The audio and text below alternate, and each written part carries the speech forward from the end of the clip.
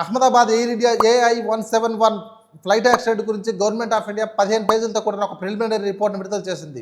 ఇక్కడ preliminary report అంటే ప్రాథమిక నివేదిక. ఇంకా ఫైనల్ రిపోర్ట్ అవ్వలేదు, దానికి ఇంకా సమయం ఉంది. మేబీ ఇంకొక 1 ఇయర్ పట్టచ్చు. ఇందులో నేను ఎటువంటి ఫాల్స్ ప్రోపగండా జోలికి వెళ్లకుండా, మిమ్మల్ని మిస్లీడ్ చేయకుండా డైరెక్ట్గా వీడియోలోకి వెళ్తాను. రిపోర్ట్లో ఉన్నది ఉన్నట్టు గన్సైజ్ చేసి మీ ముందు పెడతాను. ఈ వీడియో కొద్దిగా లెంతీగా ఉంటుంది, చాలా క్యూరియస్గా ఉంటుంది. మీకు తెలియని ఎన్నో విషయాలు ఇందులో కవర్ చేశాను. మిస్ అవ్వద్దు. లోకల్ ఇష్యూస్ నుంచి ఇంటర్నేషనల్ ఇష్యూస్ వరకు మన సైడ్ నుంచి ఇలాంటి వీడియోస్ వస్తూనే ఉంటాయి. నేను వీడియో పెట్టగానే మీ దాకా రావాలంటే కింద సబ్స్క్రైబ్ బటన్ నొక్కి పెట్టేసుకోండి. Done, great. AAI airport authority of India నుంచి పోయిన నెల జూన్ 12వ తారీఖు AAIB airport accident investigation bureau ఒక కాల్ వెళ్ళింది. ఎయిర్ ఇండియాకి సంబంధించిన dream liner Boeing flight AI-171 flight Ahmedabad నుంచి లండన్ వెళ్తూ క్రాష్ అయిందని. ఈ flight Sardar Vallabhbhai Patel international airport Ahmedabad నుంచి లండన్ వెళ్తూ టేకాఫ్ అయింది. టేకాఫ్ అయిన కొద్ది సెకండ్లోనే క్రాస్ అయింది. అదే రోజు air craft accident investigation bureau 5 మంది officers including the director general and వారితో పాటు DGCAకి సంబంధించిన 3 ఆఫీసర్స్ వాళ్ళకి కావాల్సిన ఇన్ఫర్మేషన్ మొత్తం కలెక్ట్ చేసుకొని ఫర్దర్ ఇన్వెస్టిగేషన్ కోసం పట్టుకెళ్ళిపోయారు. తర్వాత ఇంటర్నేషనల్ కోఆర్డినేటర్స్కి ఎయిర్పోర్ట్ అథారిటీ నుంచి 3 మెసేజెస్ వెళ్ళాయి. Number 1 USA, number 2 UK, number 3 Portugal. USA కిందకి వెళ్ళిందంటే క్రాష్ అయింది బోయింగ్ ఫ్లైట్ కాబట్టి ఎవరైతే బోయింగ్కి సంబంధించిన మ్యానుఫ్యాక్చరింగ్ డిజైన్ చేస్తారో, ప్రాతినిధ్యం వహిస్తారో వాళ్ళ తరపు నుంచి కూడా ఇన్వెస్టిగేషన్ జరగాలని, ఇంకా ఫర్దర్ ఇన్వెస్టిగేషన్కి ఇండియా తరపు నుంచి ఇన్వెస్టిగేషన్ చేస్తున్న ఆఫీసర్కి సపోర్ట్ చేయాలని. మిగతా 2 UK అండ్ పోర్చుగల్ దేశాలకి మెసేజ్ ఎందుకు వెళ్ళిందంటే వాళ్ళ నేషనాలిటీకి సంబంధించిన కొంతమంది ఈ క్రాష్ అయిన ఫ్లైట్లో ఉన్నారు కాబట్టి. Rule number 11 subsection 1 investigation of accident and incident rules 2017 ప్రకారం DG and AAIB formal investigation కోసం 5 మందితో కూడిన ఒక టీంని అపాయింట్ చేసింది. Mr Sanjay Kumar Singh lead of the team, Mr Jasbir Singh, Mr Vipin Venu Korakottu, Mr Veeraraghavan K, Mr Vaishnav Vijay Kumar. వీరితో పాటు కొంతమంది ఎయిర్ క్రాఫ్ట్ సంబంధించిన సబ్జెక్ట్ మ్యాటర్ ఎక్స్పర్ట్ ని కూడా అపాయింట్ చేశారు.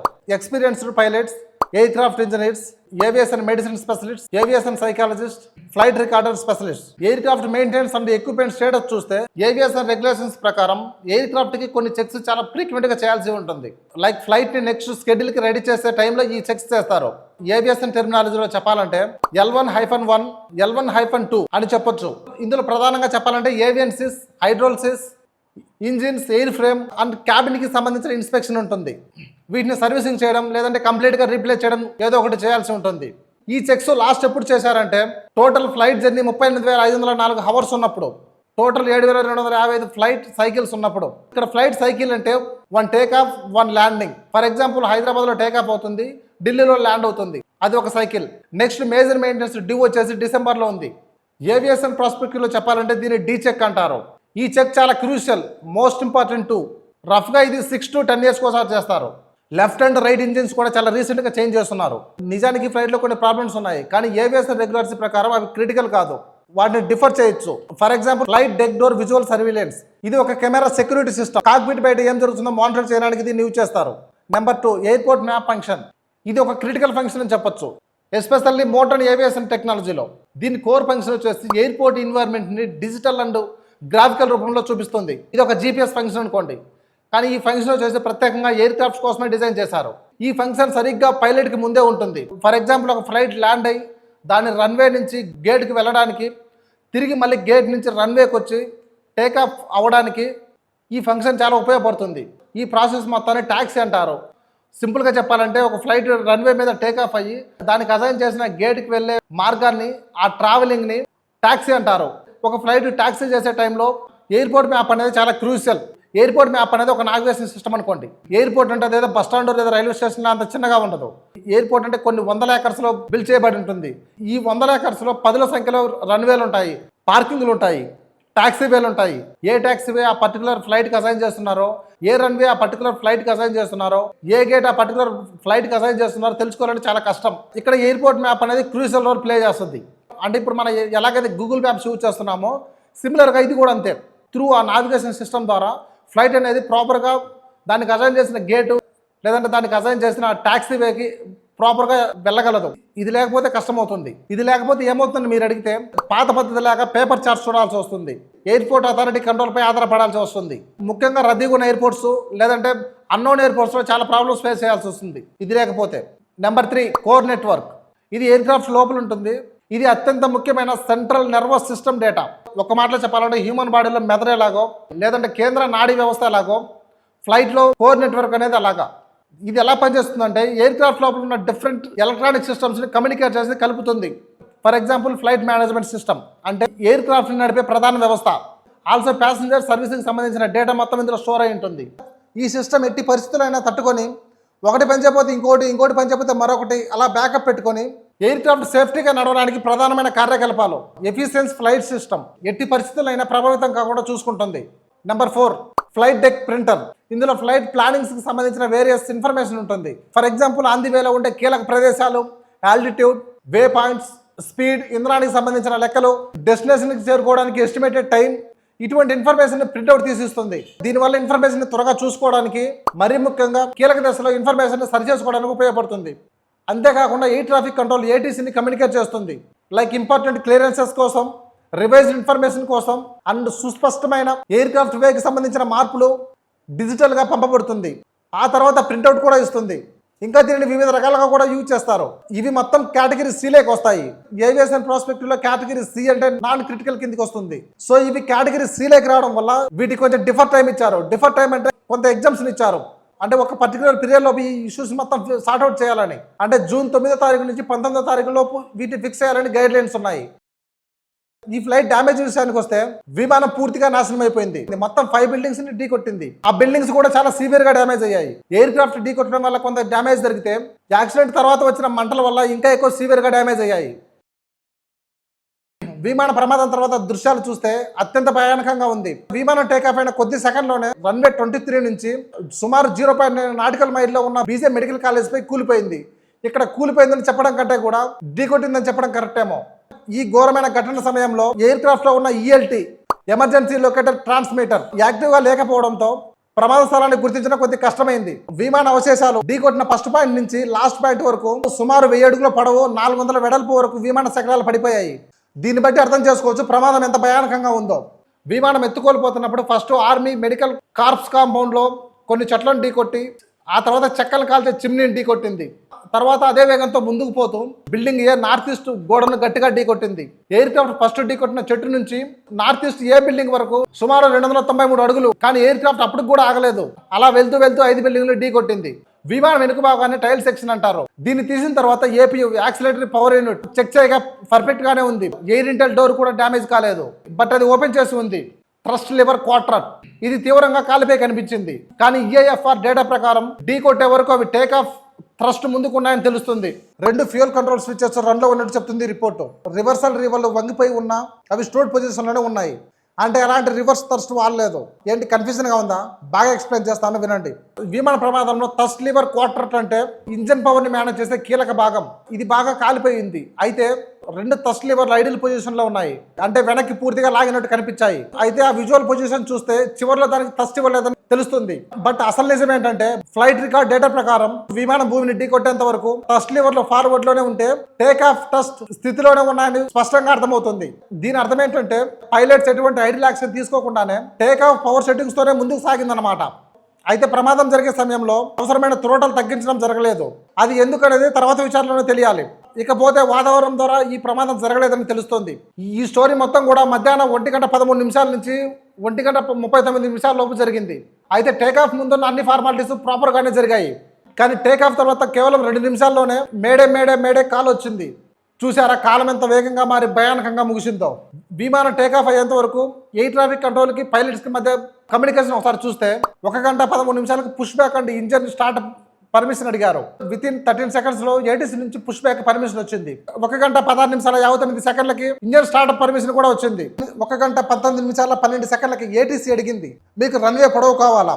Pilots yes. 1:22:15 విమానం టాక్సీ క్లియరెన్స్ కోరింది. ఏటీసీ అనుమతి ఇచ్చింది. 1:32:03 గ్రౌండ్ నుంచి టవర్ కంట్రోల్కి ట్రాన్స్ఫర్ చేయబడింది. 1:33:45 రన్వే 23పై లైన్ పోవమని సమాచారం వచ్చింది. 1:35:33 టేకాఫ్కి అనుమతి. 1:39:05 విమానం నుంచి మేడే కాల్ వచ్చింది. ఫ్లైట్ రికార్డర్స్, బ్లాక్ బాక్సెస్ కూడా అంటారు, ప్రతి ఎయిర్ క్రాఫ్ట్ లో లాగా ఈ విమానంలో కూడా 2 enhanced air band recorders EARS ఉన్నాయి. వీటికి కో ఓనర్షిప్ గా డిజిటల్ ఫ్లైట్ డేటా అలాగే కాక్పిట్ ఇన్ఫర్మేషన్ కూడా ఒకే డివైస్ లో రికార్డ్ అవుతుంది. ఈ 2 ఫ్లైట్ రికార్డర్స్ 2 డిఫరెంట్ ఏరియాలో ఇన్స్టాల్ చేశారు. ఒకటి విమానం వెనుక భాగం టైల్ సెక్షన్ అంటారు, ఇంకోటి విమానం ముందు భాగంలో ఫార్వర్డ్ సెక్షన్ అంటారు. ముందు భాగంలో ఉన్న రికార్డర్స్ కి ప్రత్యేకత ఏంటంటే ఇది రిప్స్ అనే ప్రత్యేక పవర్ సప్లై తో కనెక్ట్ అయి ఉంటుంది. రిప్స్ అంటే రికార్డ్ ఇండిపెండెంట్ పవర్ సప్లై. అంటే విమానంలో పవర్ సప్లై కంప్లీట్ గా పోయినా ఈ డివైస్ మాత్రం వాయిస్ రికార్డ్ చేస్తూనే ఉంటుంది, ఇంక్లూడింగ్ కాక్పిట్ లో ఉన్న మైక్ నుంచి వచ్చే సౌండ్స్ కూడా. యాక్సిడెంట్ స్పాట్ లో బ్లాక్ బాక్సెస్ ఎలా దొరికాయని ఒకసారి చూస్తే వెనుక భాగంలో ఉన్న బ్లాక్ బాక్స్ మరుసటి రోజు అంటే 13వ తారీఖు బిల్డింగ్ ఏలో రూప్ టాప్ పై దొరికింది. అది బాగా ఫైర్ డ్యామేజ్ అయ్యి వైర్లు బయటకు వచ్చి దానికి ఉన్న కనెక్టర్లు కాలిపోయి ఉన్నాయి. ఫార్వర్డ్ EFR అంటే ముందున్న బ్లాక్ బాక్స్, విమానం ముందున్న బ్లాక్ బాక్స్. ఇది జూన్ 16వ తారీఖున నియర్ F బిల్డింగ్ పక్కన మిగతా ఫ్లైట్ అవశేషాల మధ్య దొరికింది. ఇది కూడా బాగా కాలిపోయింది, షూట్ కప్పేసింది. డేటా ఎలా డౌన్లోడ్ చేశారంటే ఈ 2 బ్లాక్ బాక్సెస్ జూన్ 24న అహ్మదాబాద్ నుంచి AALB ల్యాబ్ న్యూఢిల్లీకి తీసుకెళ్లారు. ఇక్కడ ప్రాబ్లం ఏంటంటే డివైస్ పూర్తిగా కాలిపోయి ఉండడంతో వాటి నుంచి డైరెక్ట్ గా డేటా తీసే కన్విన్సర్ పనిచేయలేదు. దాంతో ఆ డేటా రికవరీ చేసేందుకు గోల్డెన్ చెస్ అనే అడిషనల్ టూల్, దాంతో పాటు ప్రత్యేకంగా డౌన్లోడ్ కేబుల్ USA నుంచి తెప్పించారు. డేటా ఎలా రికవర్ అయింది? డివైస్ నుండి CPM crush protected memory device నుండి CPM తీసి గోల్డెన్ చెస్ మీద మౌంట్ చేసి ఫ్లైట్ డేటాని సక్సెస్ఫుల్ గా రికవరీ చేశారు. ఇందులో సుమారు 49 గంటల ఫ్లైట్ డేటా, మొత్తం 6 ఫ్లైట్స్ ఉన్నాయి. అలాగే 2 గంటల కాక్పిట్ డేటా కూడా రికవర్ అయింది. అలాగే ఫ్లైట్ వెనుక భాగంలో ఉన్న బ్లాక్ బాక్స్ డివైస్ మొత్తం పూర్తిగా కాలిపోవడం వల్ల దాని నుంచి ఎటువంటి ఇన్ఫర్మేషన్ రికవర్ అవ్వలేదు. యాక్సిడెంట్ కంటే ముందు ఫ్లైట్ బ్యాక్గ్రౌండ్ చూస్తే ఈ ఫ్లైట్ అహ్మదాబాద్ నుంచి లండన్ షెడ్యూల్ కంటే ముందు ఢిల్లీ నుంచి అహ్మదాబాద్కి 11 గంటల 15 నిమిషాలకి అహ్మదాబాద్లో ల్యాండ్ అయింది. Bay 34లో పార్క్ చేశారు. అయితే ఢిల్లీ నుంచి అహ్మదాబాద్ ట్రావెల్ అయ్యి వచ్చినప్పుడు క్రూ మెంబర్స్ ఫ్లైట్లో ఒక టెక్నికల్ ఇష్యూస్ని ఫైండ్ అవుట్ చేసి టెక్ లాగ్లో స్టాప్ పోస్ట్ XTCR అనే స్టేటస్ మెసేజ్ అప్డేట్ చేశారు. Air India maintenance aircraft team ఆ ఇష్యూని 12:10కి ఫిక్స్ చేశారు. ఆ తర్వాత ఫ్లైట్ అహ్మదాబాద్ టు లండన్ AI-171గా షెడ్యూల్ అయింది. ఫ్లైట్ టైం 1 గంట 10 నిమిషాలు భారత కాలమాన ప్రకారం. ఆ రోజు ఉదయం 11 గంటల 55 నిమిషాలకు 2 పైలట్స్కి బ్రీత్ అనలైజర్ టెస్ట్ చేసి ఫిట్ అని సర్టిఫై చేశారు. విమానంలో మొత్తం 230 మంది ఇంక్లూడింగ్ 2 చిల్డ్రన్స్. ఎయిర్ క్రాఫ్ట్ మొత్తం ఫ్యూయల్ వచ్చేసి 54,200 కేజెస్. ప్లెయిన్లో ఉండే మొత్తం weight 2,13,401 kgs. Maximum allowed weight కంటే ఇంకా 5,000 కేజెస్ తక్కువగానే ఉంది. ఇక్కడ నుంచి వీడియో కొద్దిగా ఎమోషనల్గా ఉంటుంది. విమానం పార్కింగ్ ఏరియా నుంచి యాక్సిడెంట్ జరిగేంత వరకు మినిట్ టు మినిట్ చెప్తాను, జాగ్రత్తగా వినండి. Bay 34 నుంచి 1 గంట 18 నిమిషాలకు స్టార్ట్ అయింది. 1 గంట 25 నిమిషాలకి టాక్సీ క్లియరెన్స్ వచ్చింది. 1 గంట 22 నిమిషాలకి టాక్సీ స్టార్ట్ అయింది. రన్వే 23కి వెళ్ళింది. 1 గంట 37 నిమిషాల 33 సెకండ్లకి టేక్ ఆఫ్ క్లియరెన్స్ వచ్చింది.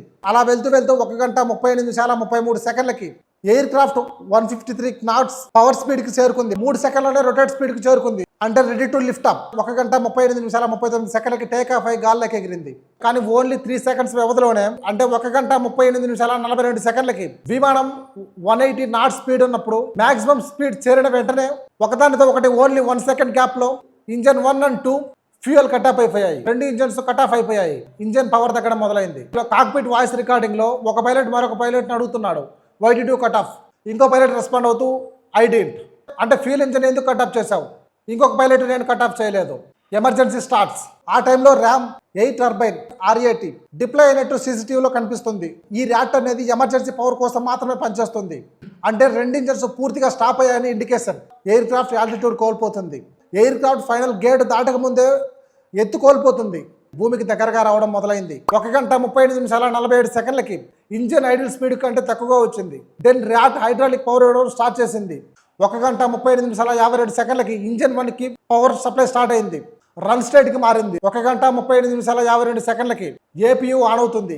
APU అంటే యాక్సిలరేటరీ పవర్ యూనిట్. ఇది ఎలక్ట్రికల్ పవర్ ని ప్రొడ్యూస్ చేస్తుంది. 1 గంట 35 నిమిషాల 56 సెకండ్లకి ఇంజన్ 2 కూడా రన్ లోకి మారుతుంది. ఇదంతా అర్థమయ్యేలా చెప్పాలంటే 2 పైలట్స్ కూడా మళ్ళీ ఇంజన్ ని రీస్టార్ట్ చేయడానికి ట్రై చేస్తున్నారు. ఇంజన్ కొంతవరకు రికవర్ అయింది. ఇంజన్ 2 రీస్టార్ట్ అయింది, బట్ స్టేబుల్ గా ఉండలేకపోయింది. ఫైనల్ మూమెంట్ 1 గంట 39 నిమిషాల 5 సెకండ్లకి పైలట్ మేడే మేడే మేడే అన్నాడు. ATC స్పందించింది, కాల్ సైన్ అడిగింది, కానీ ఎటువంటి రెస్పాన్స్ రాలేదు. ఎయిర్ క్రాఫ్ట్ కూలిపోయింది. ప్రిలిమినరీ రిపోర్ట్ ప్రకారం 2 ఇంజన్స్ కటప్ కావడం వల్ల ఈ ప్రమాదం జరిగిందని చెప్తోంది. ఏది ఏమైనా 260 మంది సజీవ దహనం అయిపోయారు. తలుచుకుంటేనే ఈ రిపోర్ట్ని డీప్గా స్టడీ చేసిన వాళ్ళకి డెఫినెట్గా కొన్ని డౌట్స్ వస్తాయి. నార్మల్గా ఫ్యూయల్ కట్ ఆఫ్ స్విచెస్ మాన్యువల్గా ఆపరేట్ చేయబడతాయి. అలాంటిది 2 ఇంజిన్స్ ఒకదానితో ఒకటి కట్ ఆఫ్ అయిపోవడం ఏంటో, ఎవరో ఆపినట్టుగా. More importantly, why did you cut off అన్న పైలట్ ఎవరు, ఐ డింట్ అన్న పైలట్ ఎవరు? టెక్నికల్ ప్రాబ్లమా, సడన్ ఎలక్ట్రికల్ పవర్ సిస్టమ్ ఫెయిల్యూరా, cockpit automation glitch or human error? ఏది ఏమైనా ఫైనల్ మూమెంట్ యాక్సిడెంట్ నా ప్రాస్పెక్ట్లో చెప్పాలంటే, ఫ్లైట్ తక్కువ ఎత్తులో ఉన్నప్పుడు 2 ఇంజన్స్ ఫెయిల్ అవ్వడం biggest reason for the tragedy. At least ఒక లెవెల్ హైట్లో ఉన్నప్పుడైనా అలాంటి ప్రాబ్లం వచ్చినా ఏపీయూ సహాయంతో ఇంజన్కి పవర్ సప్లై అవుతుంది. Mean while pilots engine restart చేయడానికి ట్రై చేసేవాళ్ళు, స్టార్ట్ అయి ఉండేది కూడా. ఇక్కడ ఎయిర్ క్రాఫ్ట్ తక్కువ హైట్లో ఉండడం, దానికి తోడు లిమిటెడ్ టైం ఉండడం. లిమిటెడ్ టైం కూడా కాదు, విత్ ఇన్ సెకండ్స్. రిపోర్ట్ డీప్గా స్టడీ చేసి వీడియోకి ప్రిపేర్ అవ్వడానికి నాకు 4 days పట్టింది. వీడియో తొందరగా అప్లోడ్ చేయాలని ఏది పడుతుంది చెప్పేసి ఫాల్స్ ఇన్ఫర్మేషన్ ఇచ్చి మిమ్మల్ని మిస్లీడ్ చేయడం నాకు ఇష్టం లేదు. ఈ వీడియోపై మీ ఒపీనియన్ డెఫినెట్గా చెప్పండి. అండ్ ఈ వీడియోలో నేను ఏదైనా మిస్ చేస్తున్నా కానీ కామెంట్లో చెప్పండి.